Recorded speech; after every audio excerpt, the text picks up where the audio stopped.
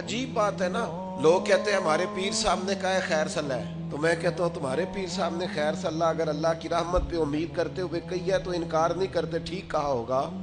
اور تمہارے پیر صاحب نے کہا خیر ہے کچھ بھی نہیں ہونا، تو نبی پاک نے تو اتنا ڈرایا صحابہ کو کہ وہ کانپا کرتے تھے، ان کے تو رونگٹے کھڑے رہتے تھے۔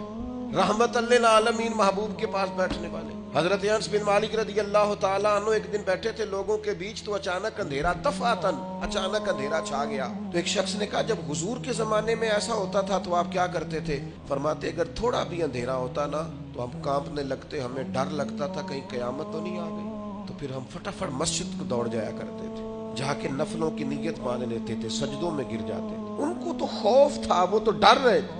سیدہ طیبہ طاہرہ حضرت عائشہ صدیقہ فرماتی ہیں حضور دعا مانگ رہے تھے، اللہم حاسبنی حسابا یسیرا، تعلیم امت کے لیے، ہمیں سمجھانے کے لیے۔ کریم کہتے ہیں اے اللہ مجھ سے جب تو قیامت والے دن حساب لینا تو ذرا آسان کر کے لینا۔ فرماتی ہیں میں تڑپ گئی، میں نے کہا یا رسول اللہ آسان حساب کس کا ہوگا؟